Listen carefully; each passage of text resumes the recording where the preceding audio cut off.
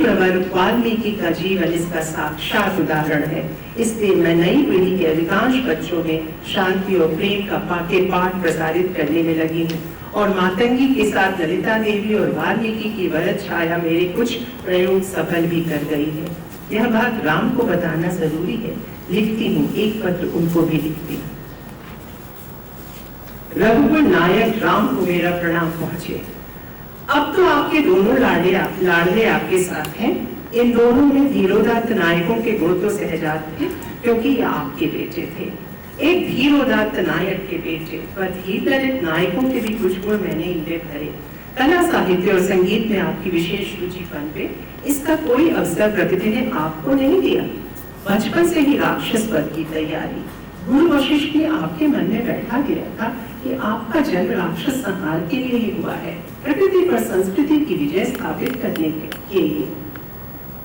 के महाप्रयोजन से आपको इस तरह संदिग्ध रहना पड़ा कि ललित कलाओं की ओर आप प्रवृत्त नहीं हो पाए। पर आपके दोनों बेटे युद्ध कला के साथ साथ ललित कलाओं में भी प्रवीण हैं। जब आपका मन अवसाद से घिरे, आप लव की रुद्र वीणा सुनिए या कुश की कविताएं, आप पुलकित हुए बिना न पाएंगे। पहले ये काम आपकी खातिर मैं किया करती थी, अब मेरी ये दोनों संतानें आपका अवसाद करेंगी। एक छोटा सा निवेदन यह था कि पहाड़ों से घिरे जिस चंपकारण्य में आपने मुझे छोड़ा है, वहां 10वीं राक्षस प्रकोप के शमन के लिए और सैनिक टुकड़ियां आप न भेजें। पूरा जनजीवन अस्त व्यस्त हो जाता है। मैं शांति और प्रेम के स्त्री सम्मत उपाय के बच्चों पर आजमाना चाहती हूँ। सुशिक्षा ही की आंच में ही इनकी हिंसक वृत्तियां हमेशा के लिए गलेंगी। सुशिक्षित बच्चे अपने अभिभावकों के चरित्र का परिष्कार कर सकते हैं, ऐसा विश्वास मेरे मन में घर कर गया है।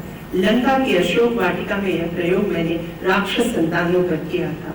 बैठे बैठे मैंने उन्हें बहुत सी कलाओं में निष्णात किया, बहुत सी कहानियां सुनाई।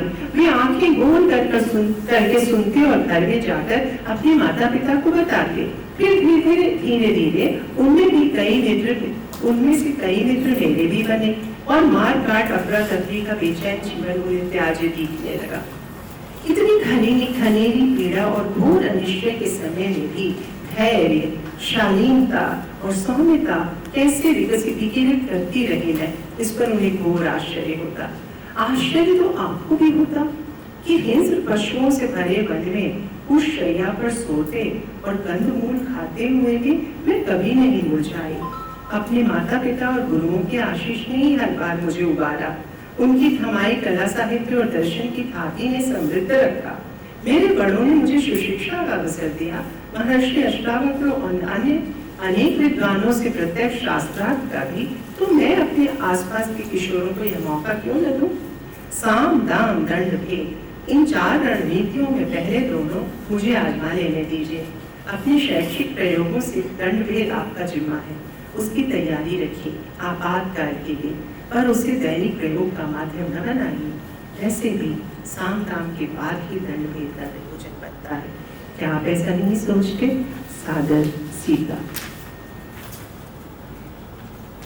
अब अंतिम 2 पत्र मैं सुनाती हूँ, क्योंकि यह तो उपन्यास है और सब सुनाना संभव नहीं है। वो है कि अब शंभू वध हो चुका है और इस कहानी में एक ये है कि राम, अच्छा इसमें शायद जितना संकेत लिखे बाद में और बातचीत में, शूर्पणखा को ये जो धरती में समाने के पहले वो चिट्ठी लिखती है। कल्पना की है कि शूर्पणखा अभी भी प्रतिशोध की आग में जल रही है और जंगल के बच्चों को भी शिक्षा से वो संतप्त नहीं होना चाहती। तो ऑल्टरनेटिव मीडियम ऑफ एजुकेशन जो कहते हैं कि हमारा हर भाषा का, हर संस्कृति का एक अपना अलग ज्ञान स्रोत होता है, उससे अवगत कराना चाहिए बच्चों को, आदिवासी बच्चों को भी, उससे उनका संवर्धन होता है। इस सीता के सिद्धांत का वो उल्लंघन करना चाहती है हर समय। तो शिव शूर्पणखा को चिट्ठी लिखती है जाने के पहले और अपने बच्चों को चिट्ठी लिखती है। बस वही सुना के मैं फिर आपसे उन्मुख होती हूँ। प्रिय शूर्पणखा, सीता का अंतिम प्रणाम। जब तक तुम्हें यह पत्र मिलेगा मैं सृष्टि के गर्भगृह में अपनी माँ की कोख में समा चुकी होंगी।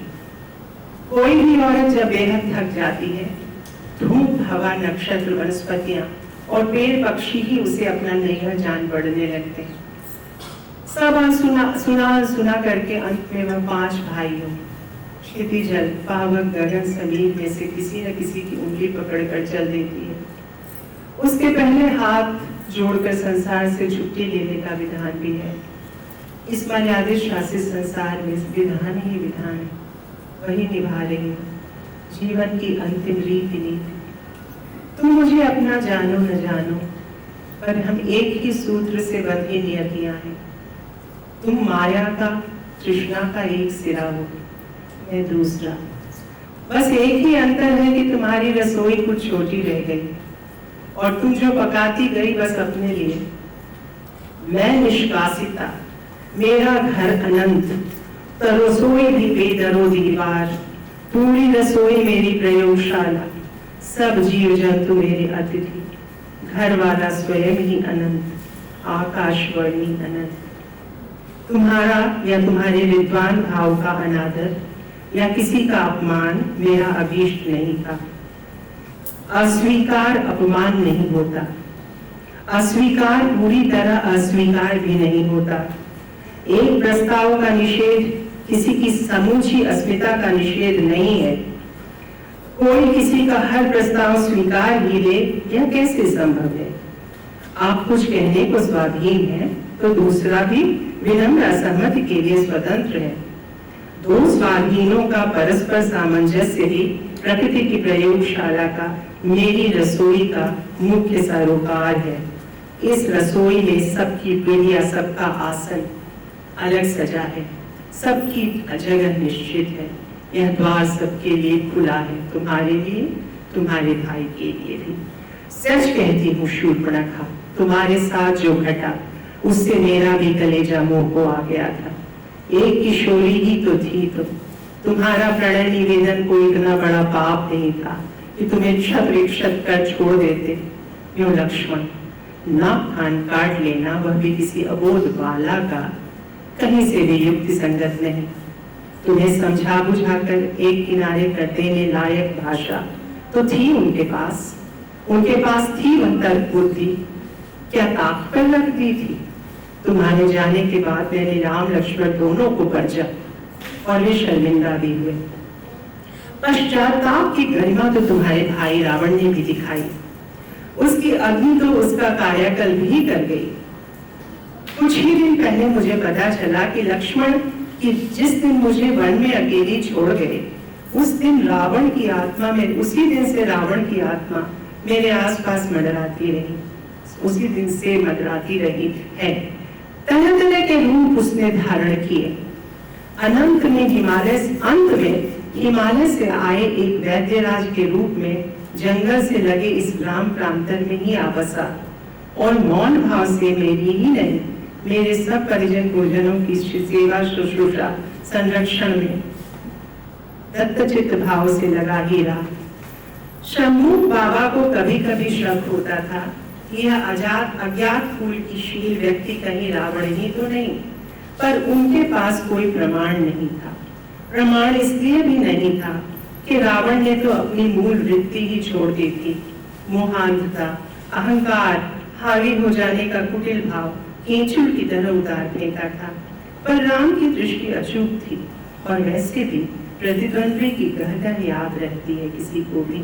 शंभू वध के समय जो गहन प्रतिरोध वैद्यराज ने मेघमंत्र स्वर में किया, तत्काल राम समझ गए कि यह रावण ही है जो आज तक उनकी पत्नी के आसपास बना हुआ है। कुछ ऐसे जैसे आत्मा का अंतिम संस्कार मुक्ति के पहले तक उसके आसपास ही घूमता रहता है। मेरे लिए तो यह आश्चर्य विभोर कर देने वाली घटना थी, एक अजब सा रहस्य उद्घाटन। अगले दिन जब मैं घने जंगल में अपना गहन एकांत रुद्र वीणा की तरह बजाती हुई बैठी थी, रहस्योद्घाटन से लजाए हुए वैद्यराज मेरे पास आए और धीरे से कहा, क्या आप मुझे रुद्र वीणा सिखाएंगी? अब ये वैद्यराज कौन है मैं जान गई थी, ये रावण ही था। आगे क्या हुआ इसका विवरण मैं अपने पति को दे चुकी हूँ, तुम्हें देना जरूरी नहीं समझती, पर यह बताना जरूरी समझती हूँ कि जैसे तुम्हारा भाई आमूल चूल बदला, उतना तुम नहीं भी बदल पाओ। फिर भी राक्षस जनजाति की स्त्रियों और बच्चों को गैर जरूरी हिंसा, प्रतिशोध मूलक हिंसा की ओर प्रवृत्त करने का अभ्यास छोड़ दो। जीने के क्रम में जीवन की रक्षा कर पाने के संकल्प से वशीभूत कुछ हिंसा तो किसी को भी करनी ही पड़ती, पर जिस तरह तुम उनमें अहंकार पोषित हिंसा की अति सुलगाती दिखती हो, उससे बाज आओ। एक बार बर्बाद का स्वाद तो चखो, स्वार्थांधता स्वयं झड़ जाएगी पूंछ की तरह। राक्षसी कबीले में काम करते हुए मैंने अक्सर देखा है, हर व्यक्ति सबसे अच्छा शिकार अपनी खातिर ही छुपा लेता है। धूप जहाँ सबसे अच्छी आ रही है, धम्म से वहाँ खुद ही बैठ जाता है। सर्वश्रेष्ठ दूसरों को अर्पित किया जाए, इसकी सुध ही नहीं आती। क्षणिक सुखों की तुलना में त्याग का आनंद कितना बड़ा है, यह तो त्याग से ही समझ में आता है। जिनका षड्यंत्र कौशल उत्तम होता है, उनका नियोजन कौशल भी उतना ही अच्छा हो सकता है। तुम्हारे षड्यंत्र कौशल का उन्नयन सहज ही नियोजन कौशल में हो जाएगा। एक संकल्प ले लो कि मेरे बाद पाठशाला तुम्हें चलाओगी, यह इसलिए कि त्याग की वृत्ति सब में पनपे। कोई समाज सुखी तभी हो सकता है जब त्याग एक तरफा और एकांगी न हो। यह सहकारिता वृत्ति ही जीवन का मूल मंत्र है, स्वार्थ पीड़ित घुड़दौड़ नहीं। भाई से भी राय कर लो, उन्होंने भी सहयोग का आश्वासन दिया है। तुम्हारी दीदी सीता। अब ये अंतिम पत्र लवकुश को। प्रिय लवकुश, जिए हमर बउआ लाख बरिस। मेरी माँ मुझे तेल लगाती भी यही आशीष दिया करती थी जो तुमको मैं देती हूँ। खुबुआ मन देती थी, खुबुआ मन ना खेलते हैं, वैसे भी सोते जगते। यह दुनिया हर स्तर पर इतनी विकट असुरक्षाओं से भरी हुई है कि माँ का कलेजा हमेशा ठहरा हुआ ही रहता है, दैव पुकारता हुआ। पर कोई माँ कितना भी गहन आशीष क्यों न दे, किसी संतान की यशः काया ही लाख बरिस किसी संतान की यशः काया लाख बरिस जी नहीं सकती। किसी संतान की यशः काया ही लाख बरिस जी सकती है, हाड़ मांस की काया तो नहीं। मेरी भी काया विश्राम चाहती है मेरे चुनमुन। तुम्हें जिन आदर्शों पर पाला, वैसे ही आदर्श कुछ और बच्चों के मन में जगाकर आज मैं एक अनंत यात्रा पर निकल रही हूँ। तो तुमसे यह प्रतिज्ञा है मेरी, जब जब तुम याद